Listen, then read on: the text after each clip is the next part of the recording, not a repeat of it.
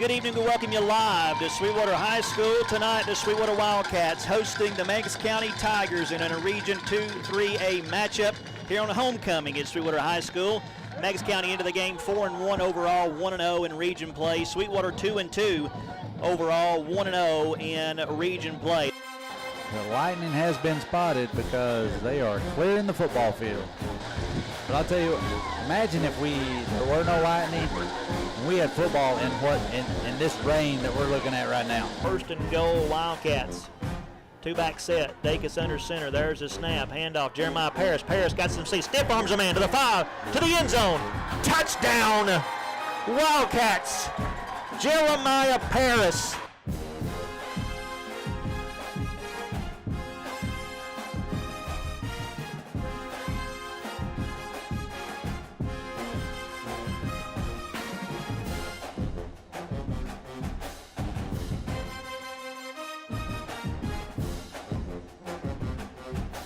It is my privilege to introduce to you our 2025 Sweetwater High School football homecoming queen, Miss Madi Bean.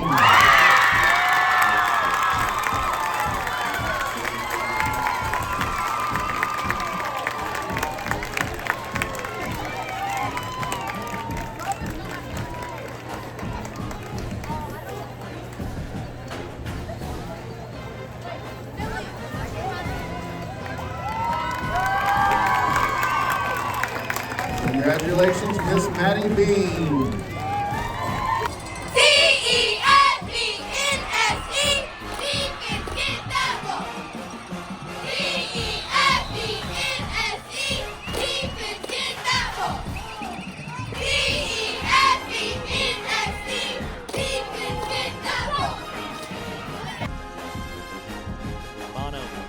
Motion, they fake to him. Dacus time to throw, loads up, fires, complete to Jeremiah Paris down to the 25, to the 20, and Paris brought down. Coming up to the line, Dacus under center, gives to Paris off the right side. He busts it to the outside. Paris. Jeremiah Paris is going to score. That'll be the final play of the ball game.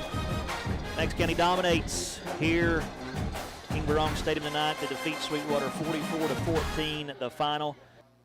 The Wildcat Wrap-Up Show, brought to you by Jackie Jones Ford. The best dealership experience guaranteed.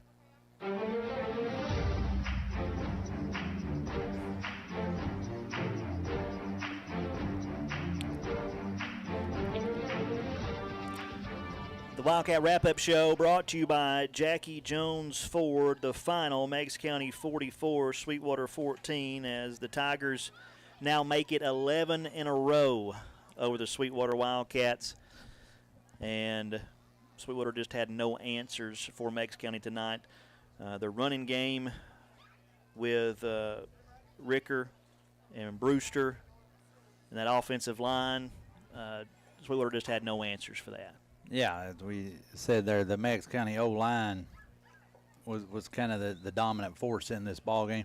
Not taking anything away from those backs. Those dudes can run. But they had holes to run through. Yeah. Yeah. And so Sweetwater, I mean, they showed some signs there, as you said, even at the 22-7 score, you know, Sweetwater somehow, with the short field they got, they go down there and score. I mean, they're right there. They've got some momentum, but they just couldn't, outside of the one scoring drive, they just couldn't convert. And, you know, they were 2 for 3 on fourth down in the first half, but when we get the stats, I'm sure that percentage went way down in the second half as they just several turnover on downs, just could not convert and turn anything into points. Yeah, in the first down, those were pretty much choices. Let's go for it on fourth down. By the time you got into the second half, it was you got to go on fourth down. And as you pointed out a couple times, that opening drive of the second half, getting the ball on the plus side of the 50 and coming away with nothing, kind of felt like the turning point in the game. Yeah, that was huge. I mean, I felt like if you done something right there, okay, then you got yourself a ball game. But the fact that you got it, started the drive in Meigs County's territory at the 41, and with the penalties and everything, you only muster a yard out of that drive and give the football back to Meigs County, no points. Then that's when Meigs County drives right down the field and scores a touchdown to go up 29-7. At that point, you felt like maybe it was out of reach. and any chance, still time there, but it just felt like that's when the game went from you're getting beat to, all right, you're a big uphill climb now. Yeah, and like I said, the Sweetwater offense is built for ground and pound. A 2-score deficit is still doable. You start getting to three scores or more into the second half, and you're just asking a lot that you're just not equipped for. And so Sweetwater losing 44-14 tonight, going now to 2-3 overall, 1-1 in region play. Meigs County improving to 5-1 overall, now 2-0 in region play. Sweetwater will have a matchup at Austin East next week, another region opponent. Meigs County will host Brainerd. Now joined by the head coach of the Wildcats, Tommy Bunch, and coach. It turned into talking about the field here, a sloppy mess tonight. How did that affect? They got the game started. Meigs County drove down, scored on you, and then you hadn't touched the football offensively yet. How did you handle that delay? Yeah, actually, our practice prep all week kind of prepared us for that. With it being homecoming week, there were a lot of disruptions to our practices and our school schedule. So, when we ran a delay, we actually told the kids, hey, we've practiced this all week. We'd get started, and then we'd have to go do something else, and then we'd get started back with practice. So I don't think that really affected us as far as the overall game goes. I don't think that had anything to do with the outcome of the game. Yeah. The outcome, you had no answer for their running attack. Number 7, number 5, good runners. That offensive line blocked well for them. Yeah, credit to them, first of all. They do a good job. They believe in what they do. They're going to run the football between the tackles, and as you said, they're good up front, and they've got 2 really good runners in the backfield in 5 and 7, and so credit to them. We didn't fit gaps like we needed to tonight in order to slow their run game down. Also, don't feel like we really we didn't create turnovers the way that we need to. Our defense has thrived all season so far, even in games that we lost. By creating turnovers, and we weren't able to do that tonight, even in sloppy field conditions. And so we're going to have to revisit that part of our game too, defensively, because that's something that we really need on that side of the ball. A couple penalties that we've not seen, your team's not committed this year, that really hurts. There was 2 illegal formation penalties. Can you explain what happened on those? Yeah, one of them, I think our player just checked with the wrong referee, to see if he was on the line. It was just a mistake, The other was we had 5 in the backfield, and it was just a mess up, and that's on us. We've got to work those formations better, or motions better, so that we don't have those illegal formations, and so that we don't have those illegal procedure calls. One area we thought was so crucial, and I wanted to get your thoughts on it. You come out of halftime, Meigs County, the short kick, only a yard kickoff, and you get it in their territory. You wouldn't able to do anything. We felt like, you needed to score right there, and it seemed like the game really, at that point, took an even further turn. What do you think about that moment? Yeah, I thought so too. I thought up until that moment that, we were very much in the game still, and as you said, that kind of sucked the wind out of our team when we weren't able to punch that in. But we shot ourselves in the foot. I don't know what the stats are, don't care, but it seemed like we were able to move the ball on them some, and then we would, get in their territory and close to the red zone or right at it, and then we would do something to put us behind the chains, and we're just not set up to play behind the chains right now, and so we've got to eliminate those self-inflicted wounds. The game plan tonight: get on Ty Fitch's back and let's ride him. Just talk about the effort he put forth tonight. Yeah, Ty's an amazing kid. He's a good football player. He's an even better person. But he, I told him during the rain delay or storm delay or whatever, I said, hey, about 30 minutes ago, this game became yours. You're that guy that's you're a mud type runner, and I believe that still. He's a workhorse guy, and I'm going to credit the guys up front too. I thought they did a good job at times of opening up some holes for him, and got a couple of our runs working, and so credit to those guys too. But Ty Fitch is, he's that blue collar guy, and he showed a lot of that tonight. On a lighter note, and I know you've not paid much attention to this, but a lot of work has went into this field, and that thing got destroyed tonight. So you're going to have to work on that, aren't you? Yeah, I don't know what I can do about that. I'm gonna call my buddy Dylan Prince and see what suggestions he has. Well, no rest for the weary. You got to turn around and you head to Austin East next week for another region game. And I know got some things you want to correct after this week, but looking forward to that game up at Austin East. Yeah, we are too, and that's the message in the locker room just a second ago is. This one stinks. This is not what we wanted tonight. It's not what we worked for. This is a bad taste in our mouth. But we've got a lot of season left and a lot of good things left that can happen for our team. By getting our win last week, we put ourselves in a position to be able to host a playoff game still by running the table in the rest of our region. So we do still control that part of our destiny, and with a little luck, who knows what else might happen. But we've got to get past Meigs, and as far as I'm concerned, we'll go back and look at the film as coaches tonight, players on Monday, and we're going to get focused on Austin East, and we're going to try to win that second region game. Coach, thank you for your time. Hey, thank you guys. Go Cats. Sweetwater head football coach Tommy Bunch, his team tonight ran into a good Meigs County team. They lost 44-14 the final. And it's tough, and I appreciate him coming up, and he's trying to build a program here, and it's always tough interviewing a loss like that. It is, but it's just part of the deal that we do, and we appreciate. Sometimes you get a coach that only wants to come up when they win. I appreciate a coach We've that had come those. up win and losses will still come up here. So we appreciate Coach Bunch for that. As you listen to the Wildcat Wrap-Up Show, brought to you by Jackie Jones Ford. You got the numbers, my man? Okay.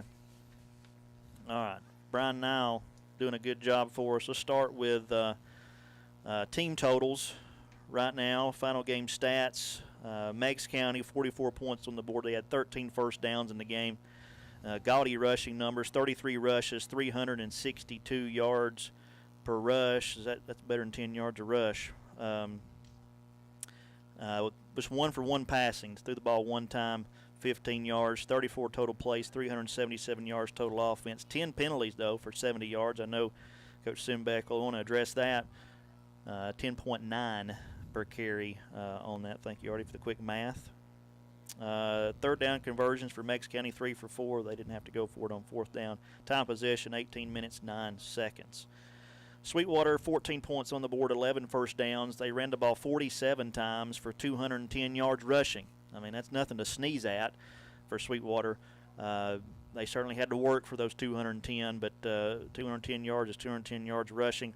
1 for 2 passing for 23 yards. Total plays 49 for 233 yards total offense for the Wildcats. 8 penalties for 40 yards. They turned the ball over once.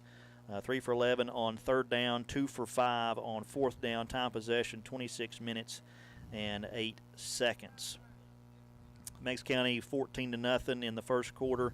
Sweetwater won second quarter. Meigs County still won the second quarter 8-7, but that's when Sweetwater scored one of their touchdowns in the second quarter. It was 22-7 at the half.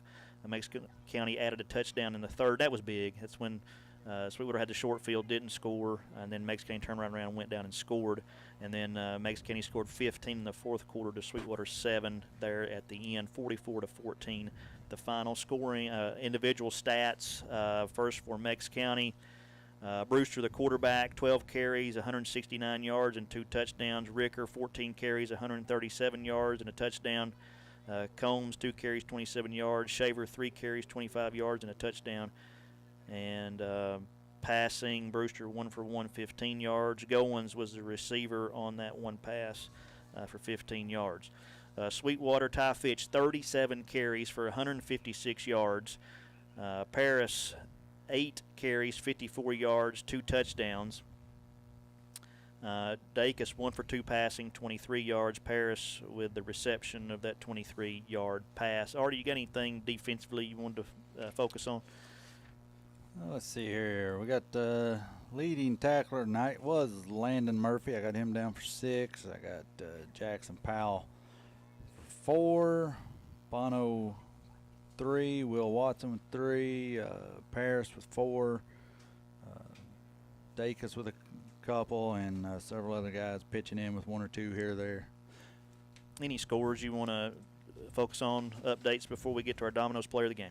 So next week's opponent, Austin East, they lost their region matchup tonight with Kingston. Kingston wins that 34-13. McMinn Central's hosting Cumberland County at halftime. Central was leading 28-0. Scott hosted Cumberland Gap and won big 50-16. Sequoia went to Hickson, lost 33-0. Tellico was on a bye this week. Greenback lost a close one at home, 27-20 to Eagleton Academy. Halftime in Harriman, Midway leads 21-12. Rockwood Oliver Springs are in overtime, tied at 21. Bledsoe County is hosting Polk County, 35-14 Bledsoe in the fourth. Loudon went to East Ridge, got the shutout win, 17-0, and McMinn County went to Ooltewah and won it 61-6. Our final here, Meigs County 44, Sweetwater 14. Remember our picks contest we have going on our social media page right now. Jump on there. If you haven't done that, you have to 3:30 tomorrow to get your picks in. Go in, WMTY 98.3 Facebook page. Scroll down to the contest there. You got the Oregon versus Penn State game you're going to pick. You've got the LSU Ole Miss game you're going to pick. Whoever gets the closest will win a $50 gift card to Bradley's Barbecue and Bradley's Sweetside. If you don't have a Facebook, go to our website, WMTY 983. Send us a message through there. It'll come to me. You can get your entry in that way as well. Make sure you're putting scores on there. It's not just picking the winner. Yeah, you got to pick. Just follow the rules on that post. But, yeah, if you don't have the Facebook, you're picking who's going to win each of those games. Oregon, Penn State, LSU, Ole Miss. Put a score with both. And then whoever gets the closest will win the $50 gift card. Brought to you by our friends at Valley Insurance. Live life protected. Valley Insurance. And Valley Insurance on a daily basis, Monday through Friday, also brings us Know Your Wildcat, a chance for all y'all out there to get to know these names that you hear us talk about. Interviews with all the guys, and you get to know them a little bit better. And everyone we've done so far, coaching staff, senior class, junior class, we're midway through the sophomore class. Get on the 98.3 Facebook page. You can scroll backwards. They're all still there. Looking at just this week, Monday we had Will Watson. Tuesday we had Braden Dow. Wednesday was Landon Dacus. Yesterday, Jeremiah Wilson. And just a couple hours before kickoff tonight, we put Peyton Fordham up. So that's what we got this week. And come Monday, we'll continue on with that sophomore class. I saw Jeremiah Wilson yesterday. I think going viral, it looked like. Man, that was everybody carrying on with that thing. Hey, I'm telling you, some of these dudes are racking it up. And since he's still standing here, I'm just going to tell you, Corbin Niles kind of the guy he's like over 6,000 or something last time I looked. Oh, really? Yeah, but so they're all still on there, so folks, go scroll back, check them out, get those views up for all these young fellas. So they're out here doing their best to represent y'all every week. Speaking of Nile right here, stat man, but you mentioned there again, I want to thank him for bringing food over from his restaurant, Smoking Bones, and putting the press box. It was much appreciated tonight. Thank you, sir. That sauce was some good stuff. Whatever you put on there tonight, that was good stuff. Go see over in Von Orr, Smoke and Bones. Sweetwater didn't have anything for Meigs County tonight. The Tigers win 44-14. We appreciate all of our sponsors. Let me run through them while we got just a second here. Our sponsors, Ag Central Co-op, C&E Heating and Air, City of Sweetwater, Chota, Domino's, Fairweather Financial, Fat Hats Grill, Sweetwater Family Eye Care, Jackie Jones, McDonald's, Napa Auto Parts, Paramount Insurance, People's Bank of East Tennessee, Realty Executives Main Street, Sarah's Paul Paradise, Sweetwater Hospital Association, Sweetwater Crossings, Sweetwater Insurance Agency, Star Regional Medical Center, Tennessee Metal Products, Valley Building Supply, Valley Insurance, and Volunteer Federal Bank. Thank you to our sponsors. 44-14 the final. Meigs County defeats Sweetwater. Sweetwater next week, as we said, region opponent at Austin East. We'll have the broadcast for you. And our coverage will begin at 5:50 with Murphy's matchup. 6:20, Ask Junior segment. 6:30, View from the Sideline, brought to you by Valley Insurance. And then at 6:45, the Fairweather Financial countdown to kickoff, 7 o'clock the kickoff. Sweetwater at Austin East. See if the Wildcats can get back in the win column and get another region win. at the Roadrunners of Austin East. That's going to do it for our broadcast tonight. Yes? You pointed at me. I did. We got to forget our Domino's play of the game. We. Yeah, you didn't. I did. You had a rough night here. Well, I've had You're deferring, aren't you? A lot going here. Domino's player of the game. And we really with no discussion to be had. Maybe that's why I forgot about it. It was just, it was just understood. Ty Fitch. Ty Fitch. He was just a pack mule. Like I said, he told them, you guys don't worry about the mule. You just load the wagon. I'll carry the load, and he did. He brought it tonight. 37 carries for Ty, 156 yards. He's probably in the ice bath right now, wouldn't you say? Oh, I'm sure. You tune in to all the games tomorrow, Sunday. See how many dudes get 37 carries this weekend. I mean, that's going to be rare territory. Congratulations, Ty Fitch, our Domino's player of the game. Appreciate Domino's of Sweetwater sponsoring that, and for his effort, Ty Fitch will receive a certificate for a free pizza from the Sweetwater Domino's. Now we done? We're done. All right, 44-14, Meigs County gets the win over the Sweetwater Wildcats. We'll see you next week from Austin East. Appreciate you listening. Appreciate our sponsors. For Artie Gross here with me, Bryan Nile. We got Riley Hamill running the camera for us. We got Jacob Keener back to station running the master controls. I'm Brian Burchfield saying good night, everybody. The Wildcat Wrap-Up Show has been brought to you by Jackie Jones Ford, the place to go to buy or sell your vehicle.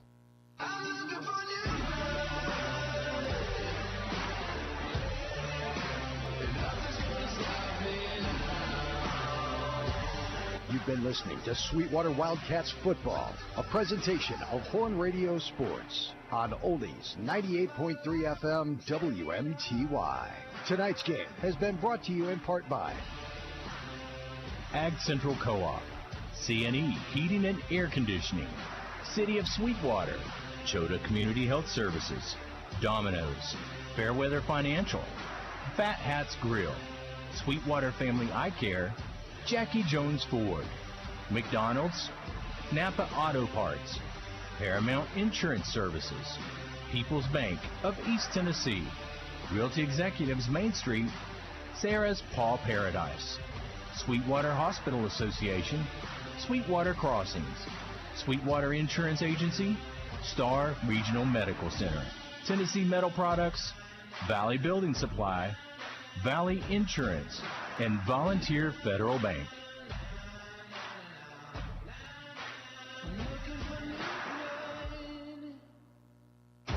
The voice of the Wildcats, WMTY and